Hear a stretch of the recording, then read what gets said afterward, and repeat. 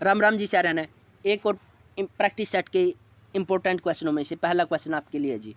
4 आदमी और 6 लड़के किसी काम को 9 दिन में करते हैं, जबकि 16 आदमी और 35 लड़के उसी काम को 2 दिन में करते हैं, तो 10 आदमी और 15 लड़के उस काम को कितने दिन में करेंगे। ठीक है, इस क्वेश्चन का सॉल्यूशन 1 से 1.5 मिनट में, और कैसे हम इसको ना 2 सेकंड में 90 डिग्री पर कैसे घुमाएंगे। उससे पहले ना आप मेरे को एक बात बता दो श्रीमान जी। 5 आदमी हैं, किसी काम को करते हैं 10 दिन में। ठीक है, 5 आदमी किसी काम को 10 दिन में करते हैं। मैं कहता हूँ इनमें 5 आदमी और बढ़ा दिया हमने, तो आदमी कितने हो गए, 10 हो गए। तो काम कितने दिन में ख़त्म होगा। आप कहोगे 20 दिन में। अरे नहीं सर, 5 दिन में ख़त्म होगा। क्योंकि आप जानते हो जितने आदमी थे, अगर आदमियों की संख्या हम बढ़ाते रहेंगे तो दिनों की संख्या घटती रहेगी। आदमियों की संख्या अगर हम बढ़ाते रहेंगे ना तो दिनों की संख्या घटती रहेगी। अगर आदमियों की संख्या हम घटाते रहेंगे तो दिनों की संख्या बढ़ती रहेगी। ये कोई बताने की बात नहीं है, आप सभी जानते हो। ठीक है, मैंने क्या किया, 5 से 10 आदमी की है तो दिन क्या हो गए, 10 से 5 दिन हो गए। इसी बात को मैं ऐसे नहीं बोल सकता कि अगर इस बात को मैं ऐसे कहूँ 5 आदमी थे, मैंने आदमियों की संख्या को 2 गुना कर दिया। ठीक है, आदमियों की संख्या को 2 गुना कर दिया तो कितनी होगी, 10 होगी। तो दिनों की संख्या को क्या करना पड़ेगा, तो आप कहोगे सर दिनों की संख्या को 2 से भाग दे दोगे, तो 10 को 2 से भाग देंगे तो 5 आएगा। बात तो एक ही है, इस साइड मैंने गुणा किया, इस साइड 2 से गुणा किया था, तो इस साइड आपने 2 से भाग दे दिया।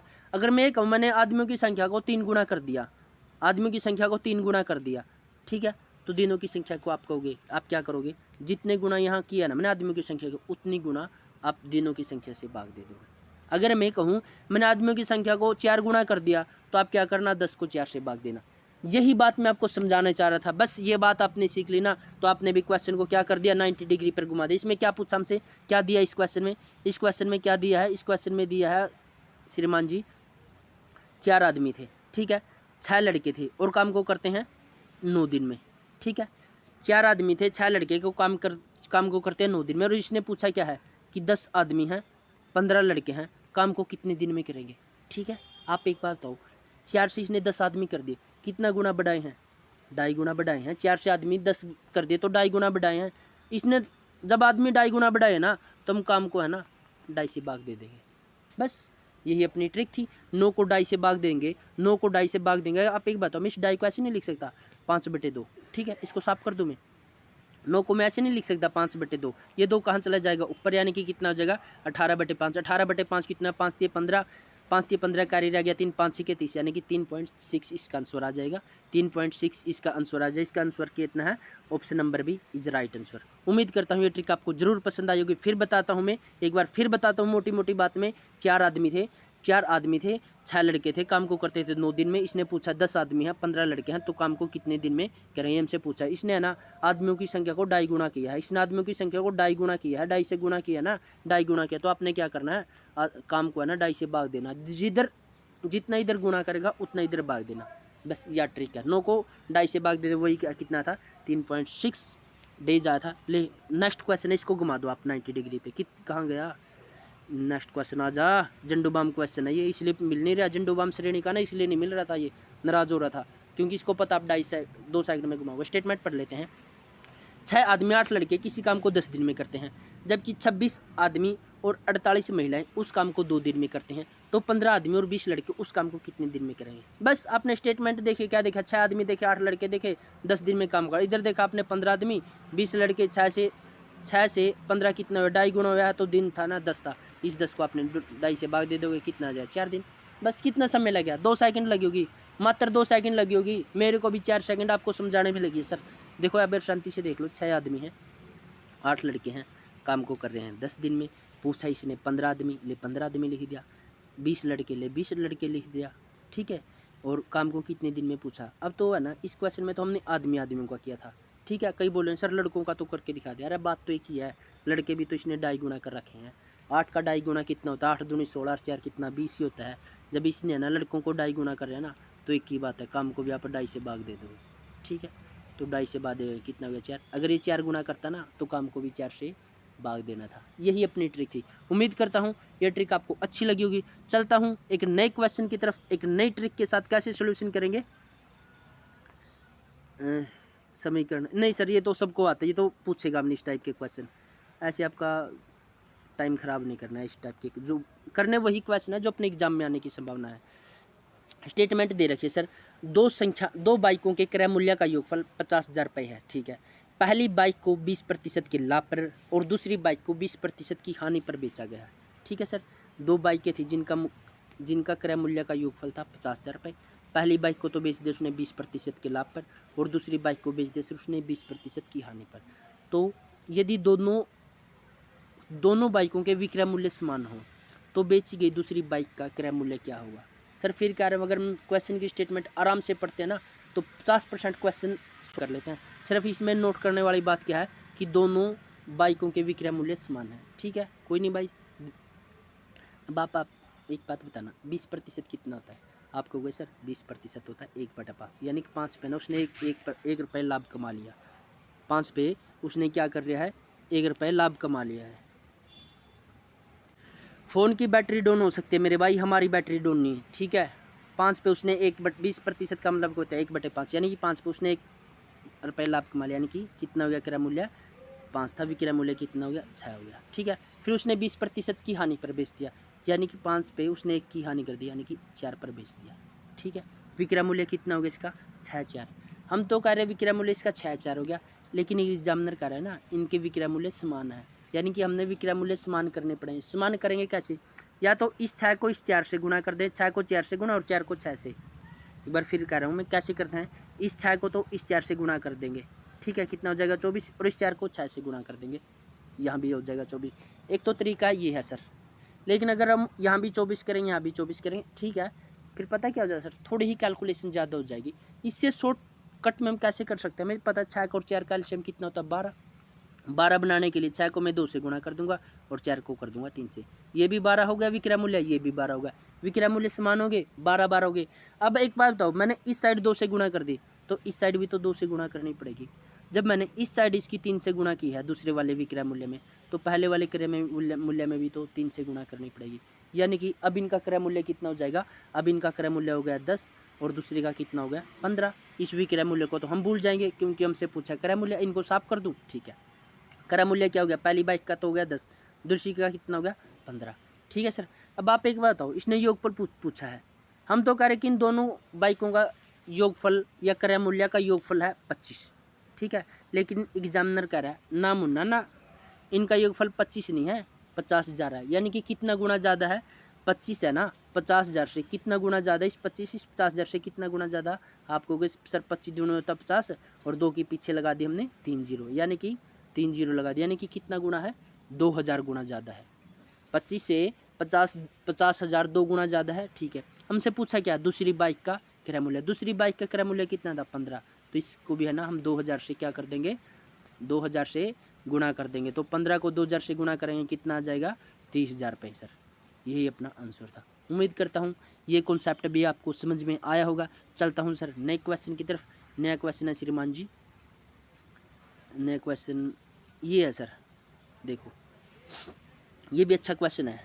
ए की चाल बी की चाल से 20 किलोमीटर प्रति घंटा अधिक है। ए को 30 किलोमीटर की दूरी तय करने में बी द्वारा 240 किलोमीटर की दूरी तय करने में लगने वाले समय से 2 घंटे कम समय लगता है, तो ए की चाल किलोमीटर में ज्ञात कीजिए। ठीक है सर, ये पता क्या कह रहा है, ए की चाल बी की चाल से ना 20 किलोमीटर अधिक है। ठीक है, ए की चाल है ना बी की चाल से 20 किलोमीटर अधिक है, यानी कि अगर बी की चाल x है तो ए की चाल कितनी हो जाएगी x प्लस 20 किलोमीटर हो जाएगी। ए को 300 किलोमीटर दूरी तय करने में और बी को 240 किलोमीटर दूरी तय करने में 2 घंटे ज़्यादा लगते हैं। आपको पता है x से तो मेरे को वैसे ही नफरत है, जो ये x नाम होता ना इससे तो मैं वैसे ही नफरत, छोड़ इसको तो हम करेंगे नहीं। ठीक है, देखो कर तो इससे भी लेंगे, लेकिन इससे पता है क्या हो जाए लेंथी क्वेश्चन हो जाए, मजाक वाली बात दूसरी होती है। देखो 300 है, ये एक ही है ना, फिर मैंने अगर 240 करता है वो x करेगा, फिर इसमें मैंने क्या करना पड़ेगा x प्लस 20 करना पड़ेगा, फिर ऐसे नहीं करना, काफ़ी लेंथी हो जाएगा और मेरे को पता है इतना टाइम नहीं सर आपके पास, हम ऐसे नहीं कर सकते। हम इस क्वेश्चन को करने के लिए ऑप्शन का सहारा नहीं ले सकते। आप कहोगे सर ले लो, आपने परमिशन दिया तो ले लो, इंग्लिश में कर लेंगे हम। ठीक है, ऑप्शन इसका पहला ऑप्शन इसका कितना है, आप कहोगे सर 20 है, यानी कि ए की चाल अगर 50 है तो बी की चाल कितनी हो जाएगी 20 किलोमीटर कम हो जाएगी, क्योंकि A speed is 20 kilometre more than speed of B, यानी कि बी की चाल से ए की चाल 50 किलोमीटर ज़्यादा है। तो बी की 30 है तो ए की कितनी हो जाएगी 50, अगर ए की 50 है तो बी की कितनी हो जाएगी 30। ठीक है, आप एक बार बताओ ए ट्रैवल करता है 300 किलोमीटर। 300 किलोमीटर ये 50 घंटे में 300 किलोमीटर ये 50 की स्पीड से करता है, तो इसको कितना समय लगेगा? आप कहोगे सर 6 घंटे लगेंगे, ठीक है। बी करता है 240 किलोमीटर की, कहाँ लिख रखा है इसने? B take to travel distance of 240 kilometre, यानी कि ये करता है 240 मीटर की यात्रा करता है, तो इसको कितना समय लगेगा? 0 से 0 इसको लगे 8 घंटे। बी को लग रहे 8 घंटे 240 किलोमीटर की दूरी तय करने में। ए को लग रहा है 300 किलोमीटर की दूरी तय करने में 6 घंटे। तो कितना डिफरेंस आया? 2 आया। लेकिन इसने भी तो यही कह रखा है, हिंदी में पढ़ लो अगर आपको नहीं यकीन है, इसने भी तो यही कह रखा है कि 2 घंटे कम समय लगता है। कितना लगा सर? इस ऑप्शन, इस टाइप के क्वेश्चनों में हमने ऑप्शन अप्लाई करना होता है। बस मैं यही समझाना चाह रहा था आपको।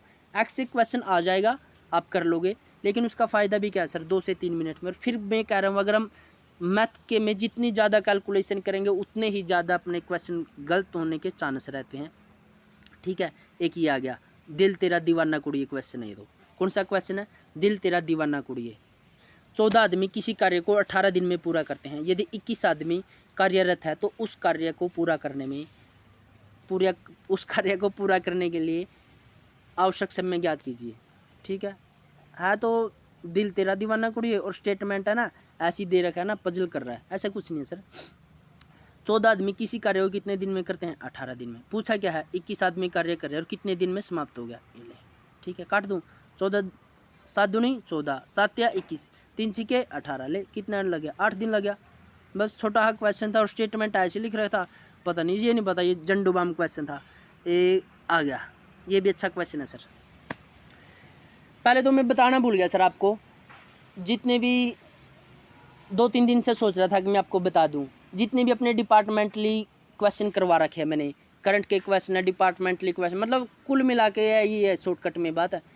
पिछले पैटर्न के आधार पर मेरे पास काफ़ी सारे PDF है, तो मैं चाहता हूँ, टेलीग्राम लिंक बना रखा है मैंने, आप टेलीग्राम ज्वाइन कर ले अगर आप चाहते हो तो। अगर आप ज्वाइन करना चाहते हो तो टेलीग्राम लिंक दे दूंगा डिस्क्रिप्शन में, वहाँ आप ज्वाइन कर लेना और मैं आपको PDF प्रोवाइड करवा दूंगा अगर आप चाहते हो तो सर, ठीक है जी। नेक्स्ट क्वेश्चन करें। 8 क्रमागत संख्याओं का औसत कितना जी? 10.5 है। तो सबसे बड़ी संख्या याद कीजिए, ठीक है जी। 8 क्रमागत संख्याएं हैं, इनकी औसत 10.5 है, यानी कि कितना है ये? 10.5। इससे पहली संख्या कितनी होगी? 10 होगी। इससे नेक्स्ट वाली संख्या कितनी हो जाएगी? 11 हो जाएगी, यानी कि 2 संख्या तो ये हो गई। याद क्या करने हमने? बड़ी संख्या करनी है, तो 3 संख्या इस साइड हो जाएगी। 3 संख्या इस साइड कौन सी होगी? 12, 13, 14, यानी कि ऑप्शन नंबर 14, यानी कि आंसर कितना आ जाएगा? 14। यही बताना चाह रहा था मैं। इस क्वेश्चन को आप भी कर लेते, लेकिन मैंने ऐसे किया ना सर, मैं यही सोच रहा हूँ शायद आपको 2-3 सेकंड लगे, ठीक है। ये भी अच्छा तरीका होता सर, ठीक है।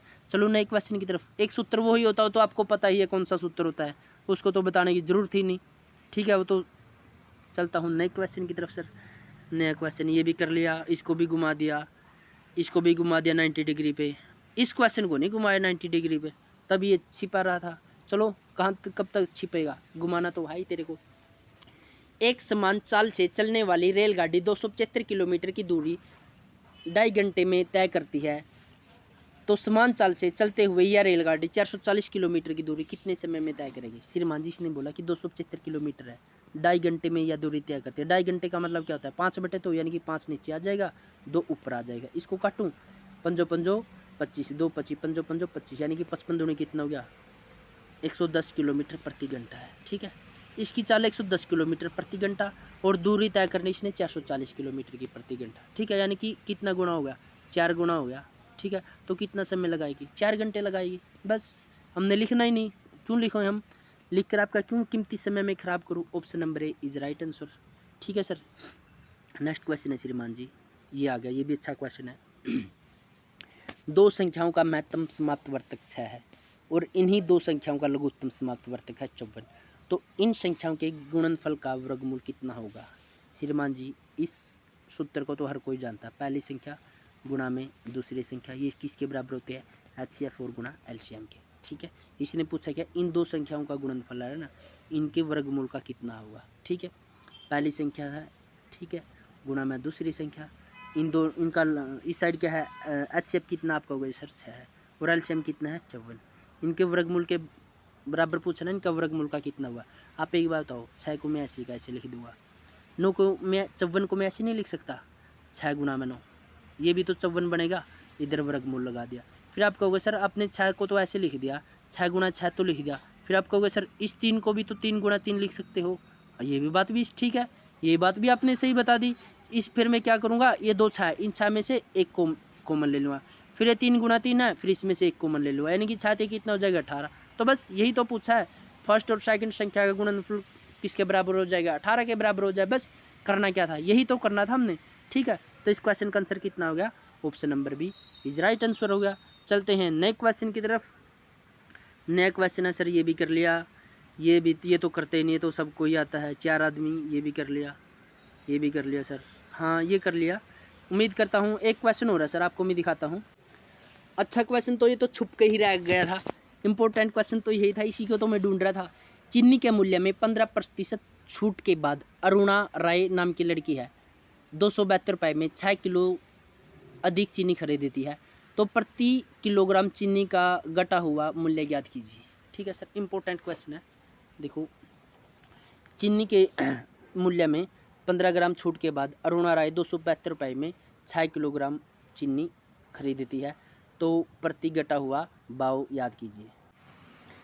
रुपए कितने दे रखे हैं, 272 रुपये दे रखे हैं। ठीक है, जो मैं कलर है ना दूसरा ले लेता हूँ, हरा कलर ले लेता हूँ, क्योंकि उसको भी हरा कलर कभी कभी पसंद था। रुपए कितने हैं, 272। ठीक है, 15% की छूट दे दी, ले भाई 15% की छूट दे दी अरुणा राय को।